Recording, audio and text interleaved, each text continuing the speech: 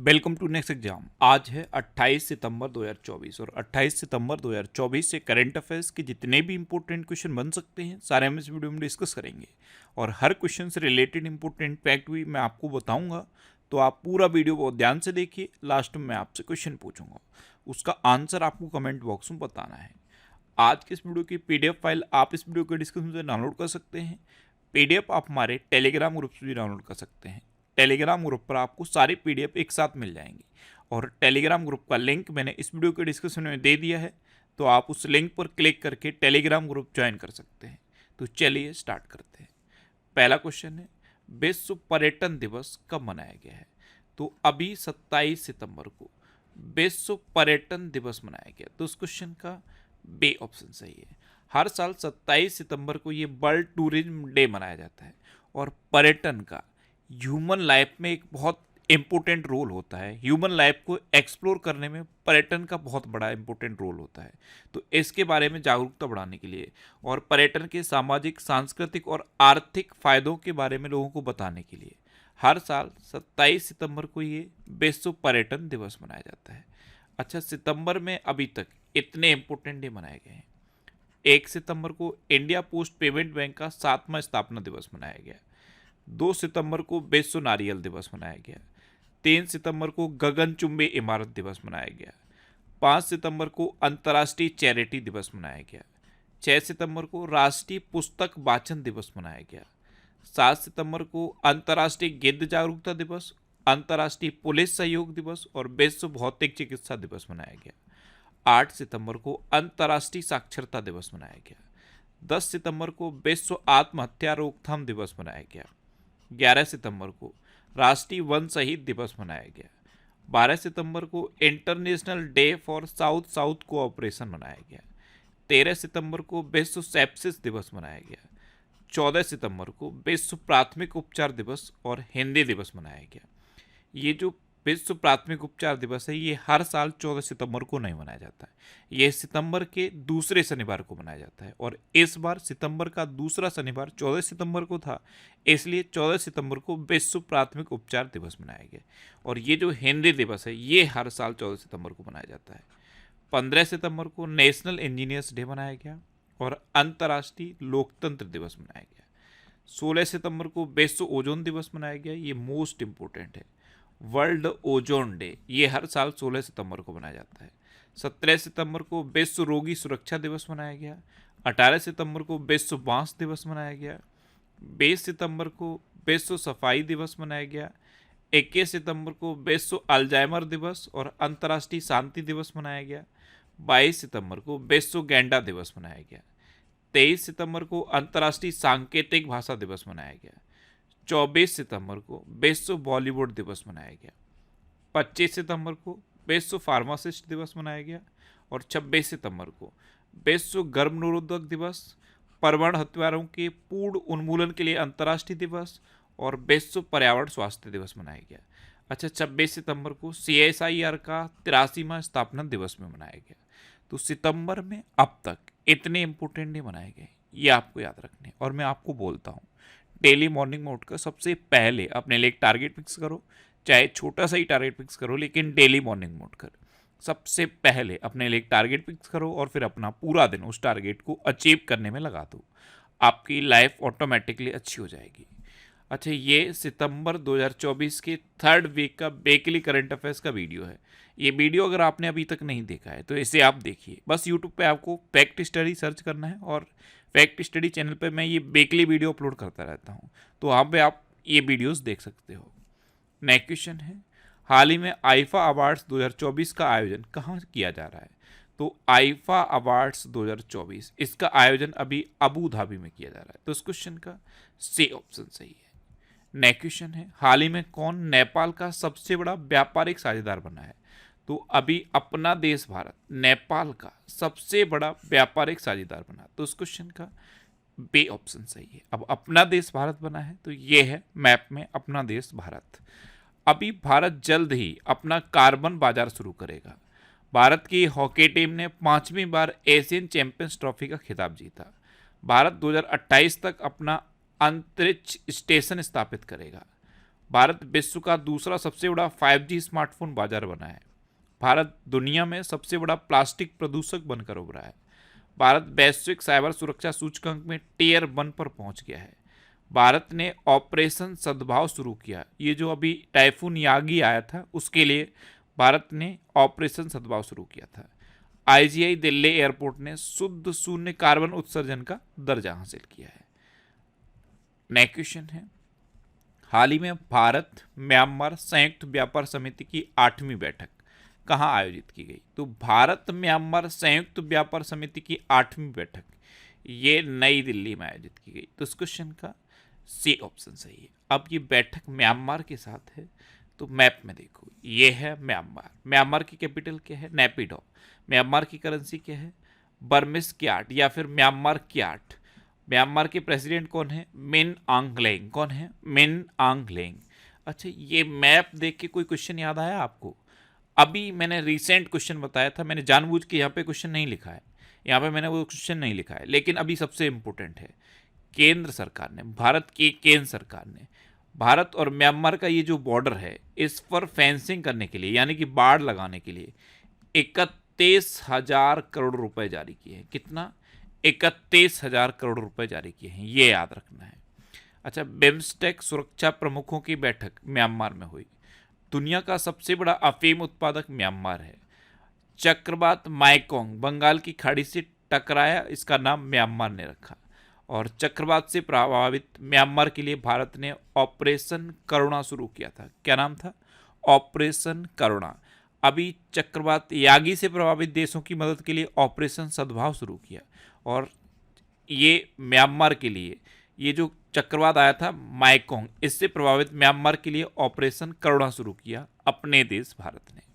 Next question है, हाल ही में कहाँ ग्लोबल एरोस्पेस समिट का शुभारंभ हुआ है? तो ये भी अबू धाबी में हुआ। ग्लोबल एरोस्पेस समिट, इसका शुभारंभ अभी अबू धाबी में हुआ। तो इस क्वेश्चन का बे ऑप्शन सही है। नेक्स्ट क्वेश्चन है, हाल ही में कौन विश्व दूरसंचार मानकीकरण सभा की मेजबानी करेगा? तो अपना देश भारत अभी विश्व दूरसंचार मानकीकरण सभा की मेजबानी करेगा। तो इस क्वेश्चन का सी ऑप्शन सही है। नेक्स्ट क्वेश्चन है, हाल ही में किसने एशियाई सर्वोच्च लेखा परीक्षा संस्थानों के संगठन की अध्यक्षता संभाली? तो हमारे कंट्रोलर एंड ऑडिटर जनरल हैं ग्रेस चंद्र मुर्मू। कौन है? ग्रेस चंद्र मुर्मू। इन्होंने ही अभी एशियाई सर्वोच्च लेखा परीक्षा संस्थानों के संगठन की अध्यक्षता संभाली। तो इस क्वेश्चन का बे ऑप्शन सही है। अच्छा, अभी यूएस की राष्ट्रीय क्रिकेट लीग का आयुक्त हारून लोरगट को बनाया गया। जितेंद्र जे जाधव ने एरोनॉटिकल डेवलपमेंट एजेंसी के डीजी का पदभार संभाला। केवीएस मडियन ने फेडरल बैंक के सीईओ का पदभार संभाला। इब्राहिम शेख डियोंग को जलवायु कोष का निदेशक नियुक्त किया गया। आलोक रंजन को एनसीआरबी का निदेशक नियुक्त किया गया। कलिकेश सिंह देव को एनआरएआई का अध्यक्ष चुना गया। अमरप्रीत सिंह को अगले वायुसेना प्रमुख के रूप में नियुक्त किया गया। और केंद्र सरकार ने जस्टिस तासीर अबस्तान को जम्मू कश्मीर और लद्दाख उच्च न्यायालय का मुख्य न्यायाधीश नियुक्त किया है। नेक्स्ट क्वेश्चन है, किस राज्य सरकार ने किसानों और उद्यमियों को समर्थन देने के लिए बाना काहिया योजना शुरू की? तो ये मिजोरम ने शुरू की। तो इस क्वेश्चन का सी ऑप्शन सही है। अब किसानों और उद्यमियों को समर्थन देने के लिए बाना काहिया योजना ये मिजोरम ने शुरू की है। तो ये है मैप में मिजोरम। मिजोरम की कैपिटल क्या है? आइजोल। मिजोरम के चीफ मिनिस्टर कौन है? लाल दुहाना। और मिजोरम के गवर्नर कौन है? के हरि बाबू। कौन है? के हरि बाबू।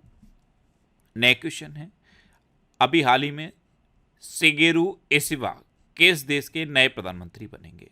तो शिगेरू इशिबा अब जापान के नए प्रधानमंत्री बनेंगे। तो इस क्वेश्चन का बे ऑप्शन सही है। एक्चुअल में अभी जापान में लिबरल डेमोक्रेटिक पार्टी की सरकार है और लिबरल डेमोक्रेटिक पार्टी ने अपना नेता चुन लिया है शिगेरू इशिबा को। तो अब जापान के नए प्रधानमंत्री शिगेरू इशिबा बनेंगे और जो अभी प्रधानमंत्री हैं फुमियो किशिदा वो इस्तीफा देंगे।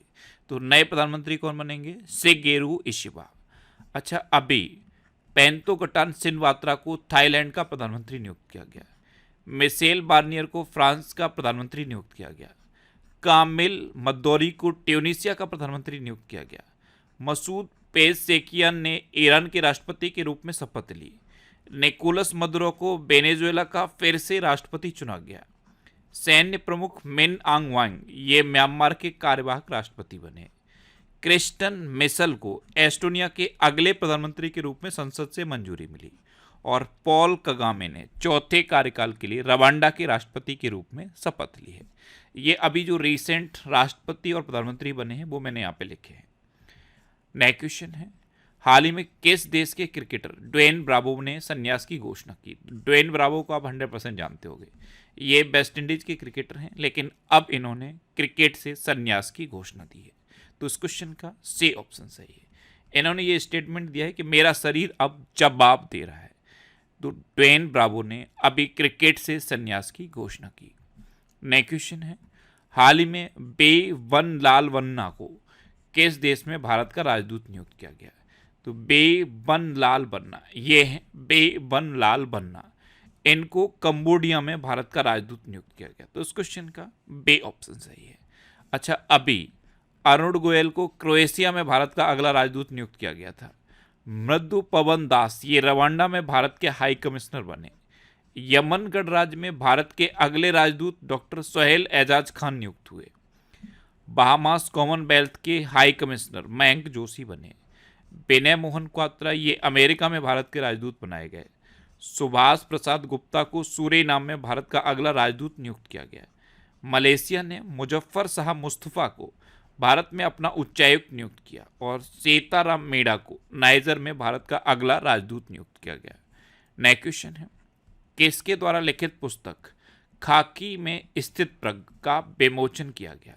तो इसका विमोचन किया है उत्तराखंड के चीफ मिनिस्टर पुष्कर सिंह धामी ने। और ये पुस्तक है अनिल रतूड़ी की। किसकी?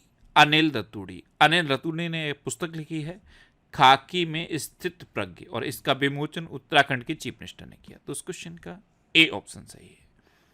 नेक्स्ट क्वेश्चन है, किस देश के क्रिकेटर साकिब अल हसन ने संन्यास की घोषणा की? तो साकिब अल हसन ये बांग्लादेश के क्रिकेटर हैं, इन्होंने भी अभी संन्यास की घोषणा कर दी है। तो इस क्वेश्चन का बे ऑप्शन सही है। अब बांग्लादेश, तो ये है मैप में बांग्लादेश। बांग्लादेश की कैपिटल क्या है? ढाका। बांग्लादेश की करेंसी क्या है? टका।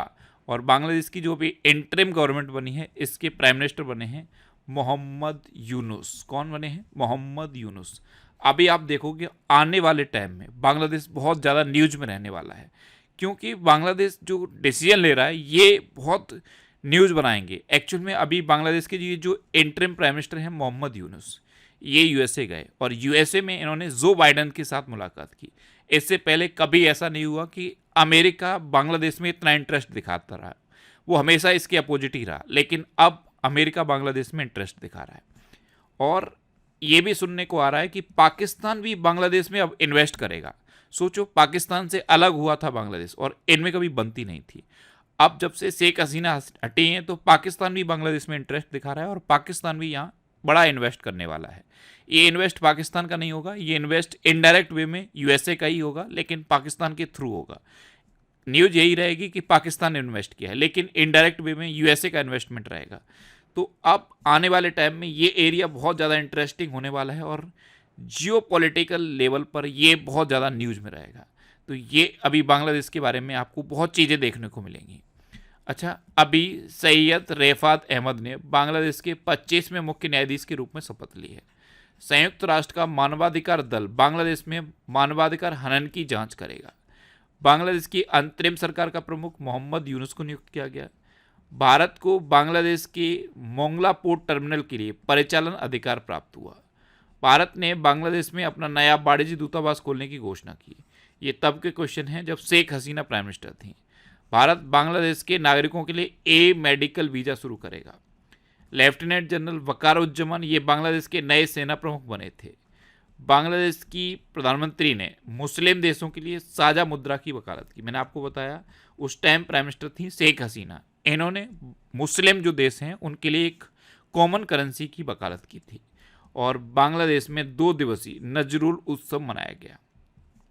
नेक्स्ट क्वेश्चन है, युवाओं के लिए रोजगार के अवसर पैदा करने के लिए श्रम मंत्रालय ने किसके साथ साझेदारी की है? तो युवाओं के लिए रोजगार के अवसर पैदा करने के लिए श्रम मंत्रालय ने अमेजन के साथ साझेदारी की। तो इस क्वेश्चन का सी ऑप्शन सही है। अच्छा, अमेजन की बात आई तो एक क्वेश्चन पूछता हूं मैं आपको। अमेजन ने एक एआई फीचर अभी लॉन्च किया था, उसका नाम क्या है? अमेजन ने एक एआई फीचर लॉन्च किया था, मैंने आपको उसके नाम बताया था। क्या नाम है उसका? मैं आपको बताता हूँ, रूफस। क्या नाम है? रूफस। याद कर लीजिए, आने वाले टाइम में किसी न किसी एग्जाम में ये आपको देखने को मिलेगा। अमेजन ने जो एआई फीचर लॉन्च किया था उसका नाम है रूफस। क्या है? रूफस। नेक्स्ट क्वेश्चन है, किसने नए शक्तिशाली आत्मघाती ड्रोन शहीद 136 बे का अनावरण किया? ये ईरान ने किया। तो इस क्वेश्चन का बे ऑप्शन सही है। अब ईरान ने किया तो ये है मैप में ईरान। ईरान की कैपिटल क्या है? तेहरान। ईरान की करेंसी है ईरानी रियाल और ईरान के प्रेजेंट टाइम पे प्रेसिडेंट हैं मसूद पेज़ेशिकियान। कौन है? मसूद पेज़ेशिकियान। अच्छा, मिसाइल प्रौद्योगिकी और पश्चिमी चिंताओं के बीच ईरान के द्वारा चामरान 1 उपग्रह लॉन्च किया गया। ईरान में फतेह में मोजेरानी को पहली महिला सरकारी प्रवक्ता के रूप में नियुक्त किया गया। ईरान द्वारा तलाहिक और नासिर क्रूज मिसाइलों का अनावरण किया गया। ईरान ने 33 देशों के नागरिकों के लिए वीजा आवश्यकताओं को समाप्त कर दिया है। ईरान ने नूर 3 उपग्रह को कक्षा में प्रक्षेपित किया। ईरान ने मुहाजिर 10 ड्रोन का उद्घाटन किया।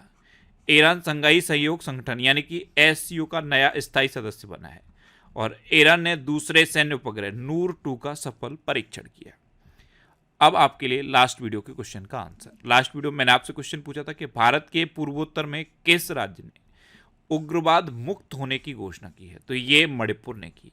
तो इस क्वेश्चन का सी ऑप्शन सही था और मैक्सिमम स्टूडेंट ने इसका आंसर सही लिखा, लेकिन बहुत कम स्टूडेंट अभी भी आंसर लिख रहे हैं। मैं आपको बोलता हूं, जब आप वीडियो पूरी देखते हो तो कमेंट बॉक्स में क्वेश्चन का आंसर लिखा करो। ये क्वेश्चन का आंसर लिखने की आप हैबिट बना लो, मेरी बात मानो, क्योंकि जो चीज़ आप लिख देते हो फिर उसे आप कभी भूलते नहीं हो। इसलिए मैं आपको बार बार बोलता हूँ कि आप लिखा करो। अच्छा, ये इसके बारे में डिटेल आंसर किसी स्टूडेंट ने लिखा है। इनका इंडियन ट्रैवलर के नाम से इनका अकाउंट है, इन्होंने ये डिटेल आंसर लिखा। आप सोच के देखो, इतना अगर इन्होंने लिख दिया है तो क्या इसमें से कोई चीज़ ये भूल जाएंगे? कभी नहीं भूलेंगे। अगर इसमें से कोई भी एग्जाम में पूछा जाएगा, कोई भी क्वेश्चन पूछा जाएगा, इनका सही होगा। इसलिए बोलता हूँ इसे लिखो, जितना ज़्यादा लिख सकते हो लिखो। कमेंट बॉक्स में ही अगर आप लिखते रहोगे तब भी बहुत सारी चीज़ें आपको याद रहेंगी। अच्छा, ये जनवरी 2024 से जुलाई 2024 तक के 7 मंथ के करंट अफेयर्स का पीडीएफ है। इसमें 1761 क्वेश्चन है। इस पीडीएफ को आप हमारे टेलीग्राम चैनल से डाउनलोड कर सकते हो। टेलीग्राम पे आपको नेक्स्ट एग्जाम सर्च करना है और टेलीग्राम चैनल आपको मिल जाएगा। यहाँ ये पीडीएफ मैंने पिन कर दिया है, आप देखोगे तो सबसे ऊपर ही आ रहा होगा पीडीएफ, वहाँ पे आप क्लिक करके आसानी से ये पीडीएफ डाउनलोड कर सकते हो। अब आपके लिए रिवीजन के क्वेश्चन। अभी रिया सिन्हा ने मिस यूनिवर्स इंडिया 2024 का खिताब जीता। मोहना सिंह ये लाइट कॉम्बैक्ट एयरक्राफ्ट तेजस बेड़े में पहली महिला लड़ाकू पायलट बनी है। भारत दुनिया में सबसे बड़ा प्लास्टिक प्रदूषक बनकर उभरा है। अफगानिस्तान ने पोलियो टीकाकरण अभियान स्थगित कर दिया है। 7 सितंबर को ब्राजील का स्वतंत्रता दिवस मनाया गया। अंकुर वाट सर्वाधिक फोटोजेनिक यूनेस्को विश्व धरोहर घोषित हुआ है। खुले जल में तैराकी अभियान का उद्घाटन अंडमान निकोबार द्वीप समूह में किया गया और अंडमान निकोबार की कैपिटल पता है क्या है?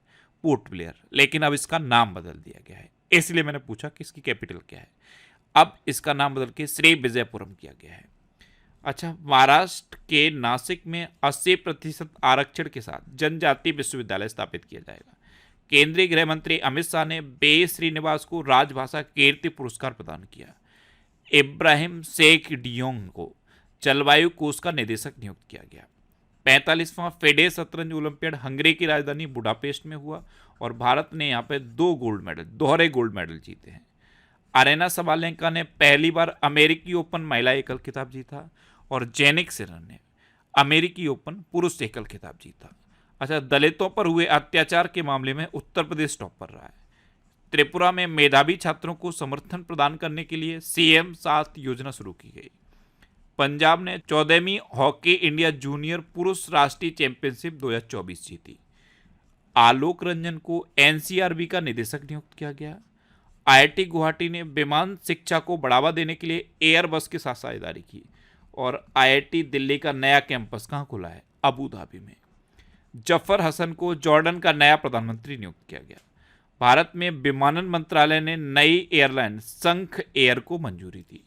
अब आपके लिए आज का क्वेश्चन है, कहां भारत का पहला कागज रहित चुनाव आयोजित किया गया? 4 ऑप्शन दिए गए हैं, इनमें से आपको अपना आंसर बताना है। और इसके अलावा हम हमारे फेसबुक पेज पर previous year question daily post करते हैं, तो आप फेसबुक पर नेक्स्ट एग्जाम सर्च करके हमारा फेसबुक पेज ज्वाइन कर सकते हैं, क्योंकि प्रीवियस ईयर क्वेश्चन आपको बहुत हेल्प करते हैं। अगर आपको किसी क्वेश्चन में कोई डाउट होता है या आपको अपने करियर से रिलेटेड भी कोई प्रॉब्लम है, तो आप इंस्टाग्राम, फेसबुक और एक्स पर इंद्रेश आरसी सर्च करके आप मेरे साथ जुड़ सकते हैं और कोई भी डाउट, कोई भी confusion without any hesitation discuss कर सकते हैं। तो ये था आज का हमारा करंट अफेयर्स का वीडियो।